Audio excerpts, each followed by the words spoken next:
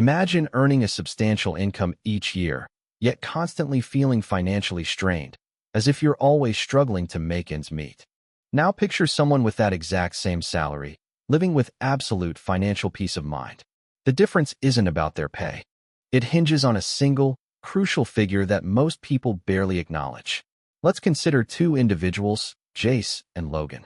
They hold identical positions at the same company, both earning a solid $90,000 annually, with similar daily routines. Their paychecks arrive on the same Friday, and they even grab coffee from the same gas station on their morning commute. Outwardly, they seemed indistinguishable. Then, in a stroke of bad luck, both their cars broke down during the very same week. Each faced an unexpected repair bill of $1,400 from the same auto shop, a significant sum for anyone. Jace simply tapped his card, unfazed, and resumed scrolling on his phone, barely reacting to the expense. Logan, however, reread the estimate multiple times, a knot forming in his stomach, as he desperately checked his banking app to defer other bills. Identical earnings, identical expense, yet two vastly different human experiences. This disparity isn't about self-control, good fortune, or even their wages.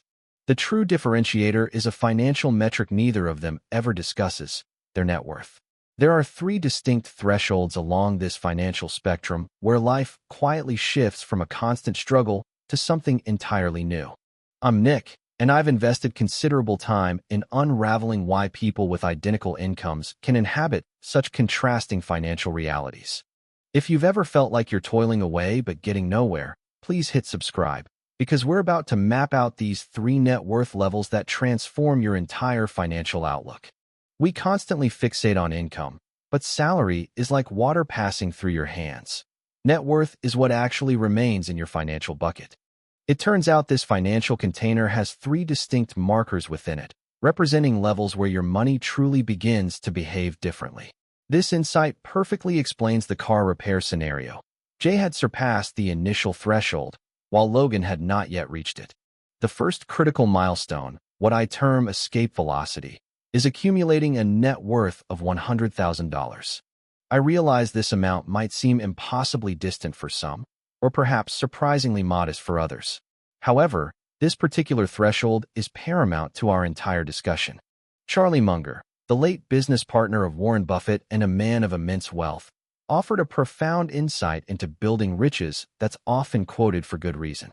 He wisely remarked, and I'm paraphrasing slightly for clarity, the first $100,000 is a real struggle, but you absolutely have to achieve it. Find a way to get your hands on that sum, then you can relax slightly. Why would a billionaire emphasize a figure that, to him, was a mere rounding error? Because securing that initial $100,000 is the only phase where you're doing almost all the heavy lifting yourself. Let me illustrate this, because this is where the magic truly begins. Imagine you're saving and investing $10,000 annually, earning a 7% return. To grow from zero to your first $100,000 will take you approximately 7, almost 8 years. During this period, the market provides minimal assistance. Nearly every dollar in that account is money you personally earned, consciously saved, and deliberately chose not to spend. It's a slow, arduous journey. But observe what happens next. Advancing from $100,000 to $200,000 doesn't require another 8 years. It typically takes about 5. Progressing from $200,000 to $300,000 takes under 4 years.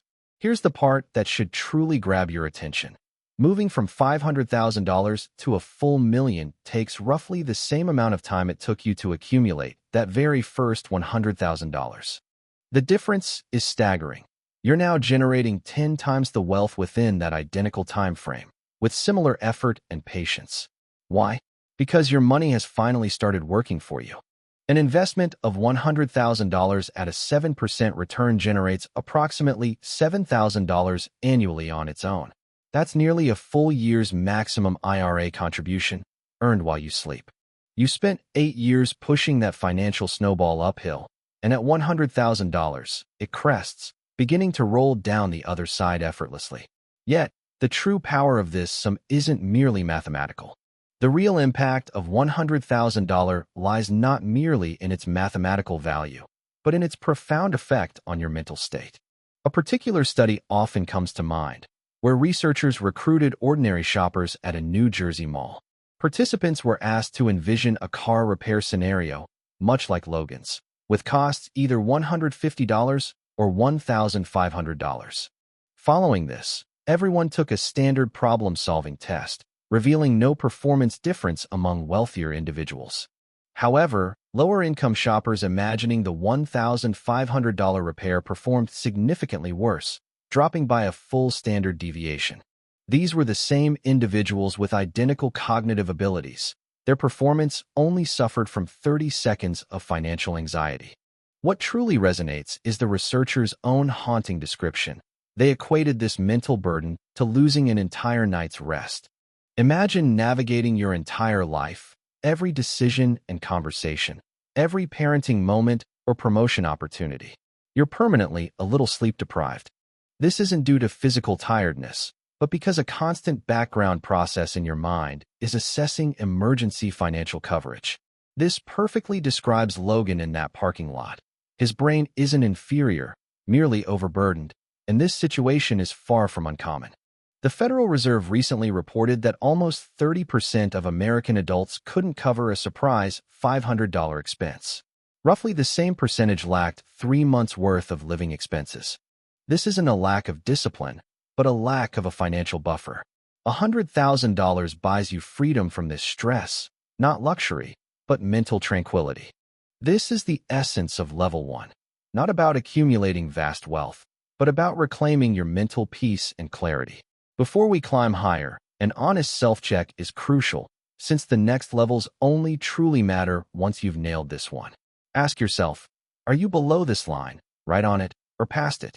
Keep that answer in mind, as it will influence how you perceive what comes next. Level 2, the ascent from $500,000 to $1 million, is when your money truly starts working for you.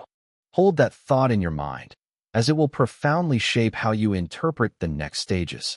Welcome to Level 2, the journey from $500,000 to a full $1 million, where your capital truly begins to generate its own income. Having achieved financial liftoff, the initial anxieties dissipate. You now embark on the most peculiar and psychologically fascinating segment of this entire financial ascent, moving from $500,000 to $1 million. What makes this phase so unique is the realization that, for the very first time, the most productive earner in your household might not actually be a person. Let's examine the figures, as they reveal the complete picture. With $500,000 invested, a conservative 7% annual return yields approximately $35,000 each year. Take a moment to absorb that $35,000 materializing annually, purely from money you already possess, without any further effort from your side. To put this in perspective, that sum is roughly equivalent to what an average American earns from a full-time job. Your investment portfolio now provides a substantial second income. This financial worker never takes a sick day, never demands a raise, and certainly doesn't dread Mondays, consistently contributing to your wealth. Scaling up, once you reach a full $1 million, that same 7% return translates to about $70,000 annually. This figure often surpasses the yearly earnings of a typical American individual. Consider that carefully. $1 million invested means your money earns more than a full-time salary, doing so while you sleep, travel, or engage in any other activity. This is the crucial point where the concept of work optional transforms from a distant fantasy into a tangible reality on your horizon. You're not quite there yet, but you can clearly perceive it. Witnessing this possibility fundamentally alters your demeanor and self-perception. Here's how Level 2 manifests in everyday life. Imagine a meeting where your boss makes an utterly unreasonable demand. Instead of quietly accepting it, you calmly realize, almost with surprise, that you possess the genuine option to simply leave. You might not act on it today, but the choice is undeniably yours. This profound internal shift, the awareness of true choice, subtly reconfigures your negotiation style, your tolerance levels, and how much self-respect you're willing to exchange for a salary. It also appears in less obvious ways. You stop scrutinizing every price tag before adding items to your cart, or you opt for the direct flight over one with multiple layovers. simply to save time, not just money. Even a dying dishwasher becomes a minor inconvenience lasting mere minutes. You quickly find a replacement online, purchase it, and the issue is resolved. These aren't luxuries, but simply the quiet removal of daily friction. Once acquired, the problem simply vanishes. These aren't extravagant purchases, but rather the quiet elimination of daily hassles, one choice at a time. Curiously, most individuals operating at this level barely acknowledge this transformation, gradually ceasing to anticipate financial setbacks. To be clear, achieving this financial tier is uncommon. Roughly 21% of American households are millionaires, with the top 10% now approaching $2.4 million in net worth. Therefore, if your net worth surpasses $1 million, you're not just comfortable, you belong to the wealthiest fifth of the entire nation. Yet, this elevated status seldom translates into feeling truly wealthy, and there's a specific reason for this, leading us to a hidden pitfall within Level 2. This insidious trap is known as lifestyle inflation, acting as the silent saboteur of progress at this crucial stage. Each time your earnings increase, there's a compelling tendency for your expenditures to rise in lockstep, right behind them. Researchers aptly term this phenomenon the hedonic treadmill. The initial excitement fades, but the monthly payments persist, leading you to upgrade again, perpetually chasing a satisfaction that constantly resets to zero. This cycle explains why individuals earning $300,000 annually can still find themselves financially strained. Their money never gets the chance to grow, as every dollar is committed to a larger mortgage, a leased luxury vehicle, and a lifestyle that sacrifices future security for present gratification. Ultimately, Level 2 isn't about simply earning more. It's about having the discipline to maintain a significant gap between your income and spending, allowing compounding to work its magic. Observe the recurring theme. Level 1 didn't add luxuries, but removed the fear of emergencies. Level 2 subtracts another major concern, the anxiety of being confined to a single employer. Each advancement isn't about accumulating possessions. It's about systematically eliminating fears from your life. Bear this in mind, because Level 3 addresses the most profound fear of all, one for which almost no one is truly prepared. Level 3, requiring $2.5 to $5 million, is fundamentally about reclaiming your time. In the movie The Gambler, John Goodman portrays a character who embodies a resolute refusal to do anything he dislikes, revealing his entire financial philosophy. He articulates, "The goal isn't to be rich, but to reach a specific, safe number, achieving what he calls foo money, where no one can dictate your actions." Remarkably, his $2.5 million figure is nearly mathematically perfect, rooted in the highly validated 4% rule of personal finance. Goodman's specific financial figure wasn't merely movie dialogue. It's remarkably precise, grounded in a well-established personal finance principle. This principle, known as the 4% rule, emerged from extensive research that analyzed decades of market performance. Researchers aimed to discover how much one could annually withdraw from a portfolio without ever depleting its capital. Their consistent finding was approximately 4%, providing a beautifully simple shortcut for financial independence. To determine your own target, simply multiply your annual expenses by 25. This sum is your perpetual investment fund. For example, if your yearly lifestyle costs $40,000, your required financial independence number is $1 million. Similarly, an $80,000 annual expenditure means you'd need $2 million invested to sustain that lifestyle indefinitely. To live on $100,000 a year without working, you'd need roughly $2.5 million, precisely Goodman's number from the film. This confirms the screenwriter diligently applied the mathematical formula. Pushing to $5 million supports a $175,000 to $200,000 annual lifestyle solely from returns. Achieving this level places you within the top 4% of all U.S. households, a truly rarefied financial position. Out of approximately 135 million households, only about 5.5 million possess $5 million or more, indicating genuine financial rarity. Yet, this is where many misinterpret the meaning, assuming that because the math works, deeper fulfillment automatically appears. They mistakenly believe level 3 is about acquiring possessions like mansions or luxury watches, but that's not its true essence. Research suggests a rather harsh truth awaits many who reach this financial tier concerning the relationship between money and happiness. While an older, widely cited study claimed happiness plateaued around $100,000 income, newer findings show happiness continues to rise with wealth for most. Another recent study, analyzing millions of real-time mood reports, contradicted this, finding happiness consistently increased with income, without any upper limit. This leaves us with a crucial question: which perspective is correct? The definitive answer I promised earlier is perhaps the most valuable insight of this whole discussion. Interestingly, the proponents of both viewpoints eventually collaborated to reconcile their findings and arrive at a unified conclusion. For the vast majority, about 80% who are already generally content, greater wealth consistently translates into more happiness, with no apparent end. However, for the 20% who are truly unhappy, money alleviates suffering only up to approximately $100,000 annually, after which its positive effect ceases. This is because their underlying unhappiness wasn't financial to begin with. No amount of money can solve problems it didn't create. This reveals the hidden truth of level 3. Those who achieve it but remain miserable mistakenly focused solely on the monetary figure. In contrast, those who find true fulfillment at this level leverage their wealth to acquire the only truly valuable commodity money can buy: mastery over their own time. This means waking up without an alarm, freely committing to loved ones, and rejecting undesirable work. It means being present for life's moments they once missed. Level 1 secured peace of mind. Level 2 provided choices. Level 3 ultimately reclaims your finite, non-renewable life hours from anyone who previously dictated them. This is the true objective.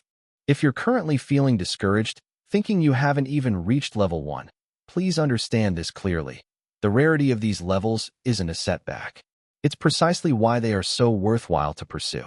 Given that nearly a third of households can't cover 3 months' expenses, the path to feeling genuinely different isn't infinite wealth. It's about building a cushion, then gaining choice, and finally, getting your time back. The most encouraging aspect of this entire journey is what we discussed initially. The most challenging, slowest, and often unrewarding phase is reaching that first $100,000. This is the period where success depends almost entirely on your effort, with little help from market forces.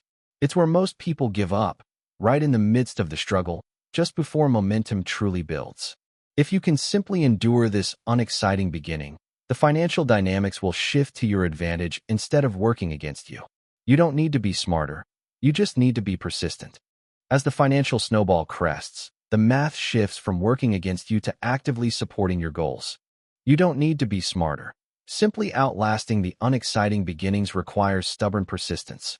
A quick interjection: the storytelling method here, transforming dry stats into engaging narratives, isn't accidental. It's a structured, repeatable process, precisely what I teach within my community. We guide people to research, write, and grow faceless YouTube channels in niches like personal finance. If such a project sparks your interest, the link is in the description, ready whenever you are. Now, back to your finances. Here's the final insight I hope you carry forward. We're often conditioned to measure ourselves by income, our paycheck, title, or dinner party salary. But income is merely the water's speed. Net worth truly represents the bucket's capacity. Jace and Logan, with identical salaries, had vastly different lives in that parking lot, solely due to their net worth progress. Jace wasn't richer on payday. He was just further along his financial journey. That's the entire distinction. Higher levels aren't reached by chance or overnight. They emerge from consistent, unglamorous, automated contributions. So, identify your next achievable level, not a fantasy, but one truly within reach from your current position. In a decade, your money will either work quietly for you, like Jace's, or you'll struggle without it, like Logan. I prefer the former. A final note: I'm not an advisor. This is patterns, not advice. If this resonated, share your target level below, then click the video on screen for the quickest path to level 1.